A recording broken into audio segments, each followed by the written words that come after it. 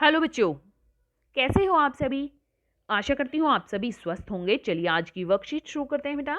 आज दिनांक है 15 नवंबर 2021 और डीए द्वारा दी गई वर्कशीट नंबर 109 हम करेंगे, जिसमें दो भाग आए हुए हैं, भाग ए और भाग बी। भाग ए है हमारे हिंदी विषय का और भाग बी है हमारे ईवीएस बुक, हमारे आसपास या आवर सराउंडिंग जो टेक्स्ट बुक है उसमें से। इसी वीडियो में आपको दोनों वर्कशीट कराई जाएंगी, बने रहिए वीडियो के अंत तक।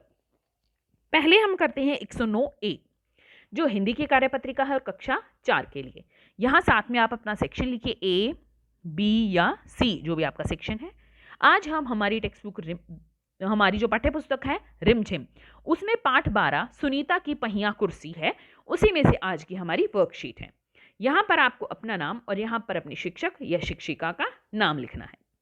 बच्चों, क्या आप जानते हैं कि जब हम कुछ बोलते या पढ़ते हैं तो बीच में कुछ समय के लिए रुकते हैं।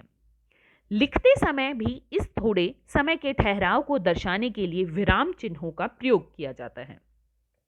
विराम का अर्थ है रुकना या ठहरना।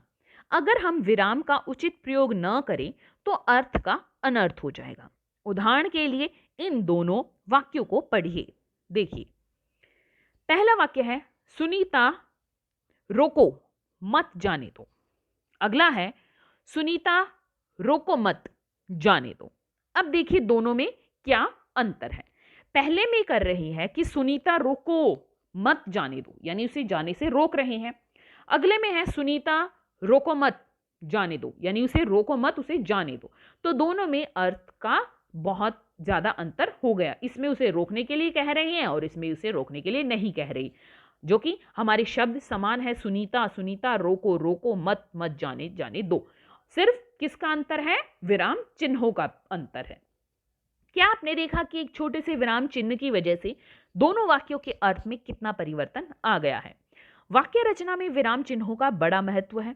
तो आइए बच्चों, आज हम जानते हैं कि हम वाक्य रचना में किस प्रकार विराम चिन्हों का प्रयोग करते हैं। जो चिन्ह बोलते या पढ़ते समय रुकने का संकेत देते हैं उन्हें विराम चिन्ह कहते हैं। आइए सीखते हैं कि लिखते समय इन चिन्हों को किस प्रकार दर्शाया जाता है। देखिए, पहला चिन्ह है पूर्ण विराम चिन्ह। इस तरह से यह है हमारा पूर्ण विराम चिन्ह। ये देखिए, इसका प्रयोग कब किया जाता है?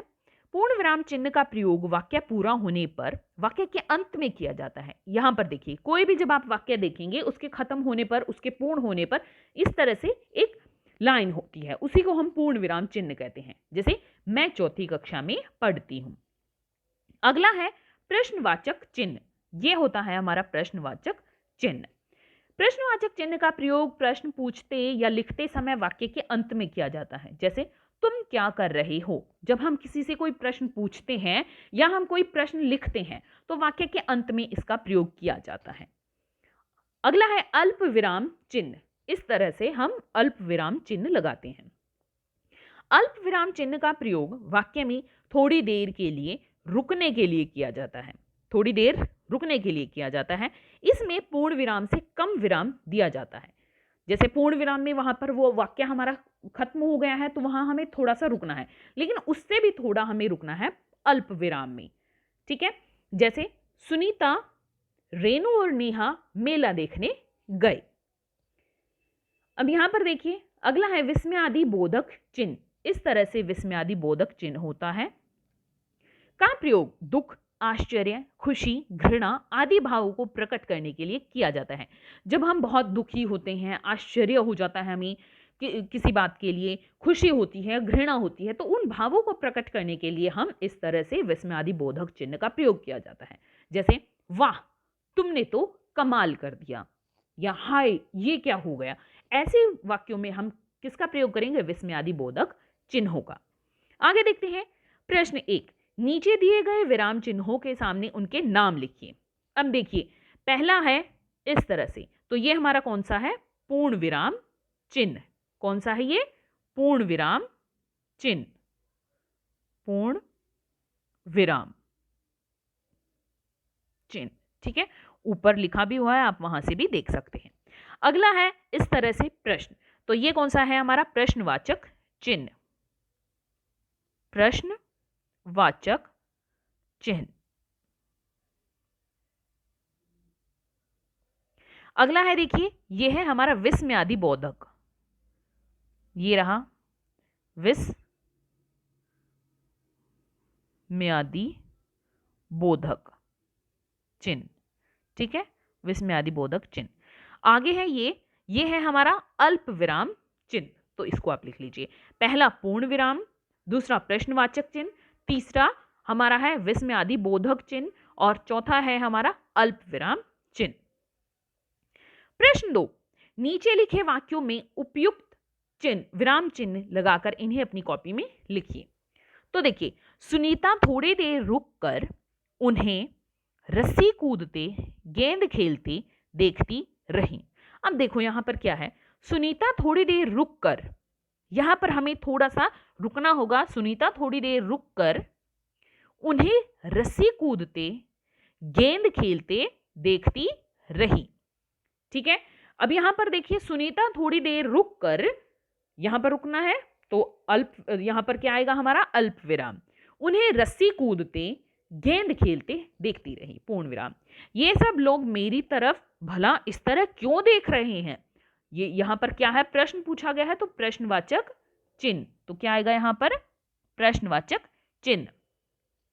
तुम्हारे पास एक अजीब सी, यह अजीब सी चीज क्या है।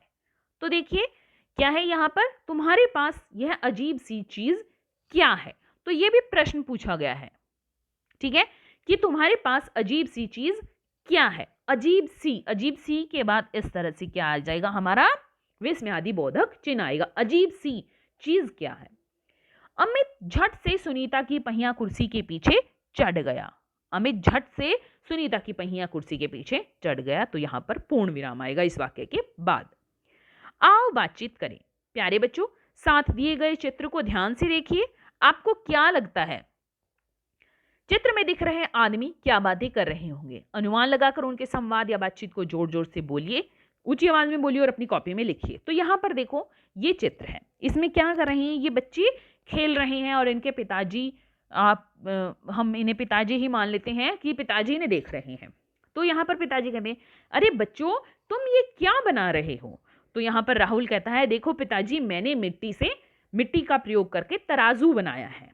और यहां पर टीना कहती है, देखो पिताजी मैंने मिट्टी से ये हाथी बनाया है। आप कोई और संवाद भी और बातचीत भी इनके बना सकते हो। अभिभावकों के लिए सुझाव है, विराम का अर्थ है रुकना। कोरोना महामारी के कारण पिछले कुछ समय पहले हमारे जीवन में कुछ अल्प विराम सा आ गया था। बच्चों के साथ विचार विमर्श करें कि उस विराम के बाद बच्चों को स्कूल आकर कैसा लग रहा है।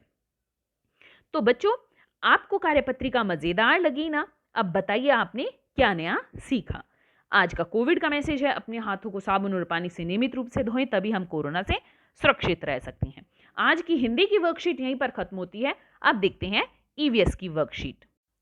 देखिए ये है हमारी EVS worksheet 109B 109B EVS worksheet class 4 के लिए। यहाँ आपको अपना नेम और यहाँ अपनी टीचर का नेम फिल करना है। प्यारे बच्चों, ऐसे बहुत से मौके आते हैं जिनमें हम सभी के साथ बैठकर खाना बांट कर खाते हैं। एक साथ खाना खाने से हम सभी एक दूसरे की खुशियों को और बढ़ाते हैं। इससे हमारे संबंध दूसरे लोगों से और भी बेहतर बनते हैं। किसी विशेष अवसर पर सभी लोगों का एक साथ भोजन करना सामुदायिक भोजन यानी कम्युनिटी ईटिंग कहलाता है। आज हम इस कार्यपत्रिका में सामुदायिक भोजन के बारे में जानेंगे। प्रश्न 1, बच्चों सामुदायिक भोजन से संबंधित कुछ चित्र नीचे दिए गए हैं। संकेत बॉक्स की सहायता से इन्हें पहचान कर अपनी कॉपी में लिखिए। तो यहाँ पर हमें 4 चित्र दिए गए हैं जिनमें सामुदायिक भोजन क्या कर रहे हैं, हो रहा है। ठीक है, समूह के कुछ समूह में लोग खाना खा रहे हैं जिसे सामुदायिक भोजन कहते हैं। संकेत बॉक्स में शब्द हैं दुर्गा पूजा, ईद, बिहू, लंगर। तो हमें यह पहचानना है कि ये कौन सा त्योहार है, किस त्योहार के उपलक्ष्य में सामुदायिक भोजन की व्यवस्था हो रही है। पहले देखिए ये क्या है, या कौन से त्योहार में, या जो भी हमारा यहाँ पर क्या है संबंधित चित्र है उससे हमें इनको लिखना है, मैच करना है। जैसे पहला चित्र आप देख रहे हैं, इसमें क्या कर रहे हैं, ये हमें लंगर का चित्र है। किसका चित्र है, लंगर का, जो गुरुद्वारों में लगता है। अगला चित्र देखिए, इसमें ये पत्तों पर भोजन परोसा जा रहा है। ये बिहू का चित्र है। कौन से त्योहार का है ये? बिहू का। आगे देखिए, ये यहां पर इस तरह से खाना परोसा जा रहा है। ये दुर्गा पूजा का समय है, दुर्गा पूजा। ठीक है। आगे देखिए, ये है ईद का चित्र, है ना। लंगर, बिहू, दुर्गा पूजा, ईद। आगे देखिए प्रश्न 2। बच्चों, हम सभी का भोजन हमारी संस्कृति को भी प्रस्तुत करता है। संकेत बॉक्स की सहायता से नीचे दिए गए भोजन को पहचान कर इनके नाम अपनी कॉपी में लिखिए। तो यहां पर देखो हमें क्या क्या शब्द दिए गए हैं, क्या क्या त्योहार, क्या क्या नाम दिए हैं, जैसे गुजिया, तिल के लड्डू, कड़ाह प्रसाद, ओणम साझा। देखिए पहले है ये, यहां पर हम कहीं गुरुद्वारे में जाते हैं, जो हमें भोजन मिलता है, प्रसाद मिलता है। जो प्रसाद होता है, प्रसाद वो होता है कड़ाह प्रसाद। पहला कौन सा प्रसाद होता है? वो कड़ाह प्रसाद। दूसरा यहां पर ये पत्ते पर खाने का क्या हो रहा है? सारा खाना लगाया जा रहा है। ये होता है ओणम साध्या, ओणम साध्या। दूसरा देखिए, ये है हमारी गुजिया। ये तो आपने पहचानी भी होगी, गुजिया है। अगला देखिए, ये है क्या है? तिल के लड्डू। क्या है ये? तिल के लड्डू। कड़ाह प्रसाद, ओणम साध्या, गुजिया, तिल के लड्डू। अगला है प्रश्न 3। किन्हीं 2 ऐसे उत्सवों या अवसरों के नाम बताइए जिनमें आपने भी सामुदायिक भोजन ग्रहण किया हो। तो देखिए, नवरात्रि पे सामुदायिक भोजन हम क्या करते हैं? कंजक बिठाते हैं, इकट्ठा खाना खाते हैं। और कब होता है? दिवाली पे या होली पे। इस तरह जब हम किसी के घर जाते हैं तो उसे भी सामुदायिक भोजन हम मान सकते हैं कि हम इकट्ठा भोजन करते हैं। आप किसी मंदिर या गुरुद्वारे में गए हो, वहां पर आपने लंगर का सेवन किया हो, लंगर खाया हो आपने, और किसी अन्य त्योहार पे आप किसी के घर गए हो या आपने सामुदायिक भोजन किया है, उसके यहाँ पर आपको नाम लिखने हैं कि कौन से त्योहार या उत्सव पे आपने सामुदायिक भोजन ग्रहण किया है। अभिभावकों के लिए सुझाव है, सभी के साथ बैठकर भोजन करने के लाभ बच्चों को बताइए कि क्यों हमें सभी के साथ बैठकर भोजन करना चाहिए। आज का कोविड का मैसेज है कि जब भी हम घर से बाहर जाएं, हमें सोशल डिस्टेंस मेंटेन रखना चाहिए, तभी हम कोरोना को हरा सकते हैं। आज की वर्कशीट यहीं पर खत्म होती है बेटा, फिर मिलते हैं एक नई वर्कशीट के साथ। तब तक के लिए अपना ध्यान रखना। धन्यवाद।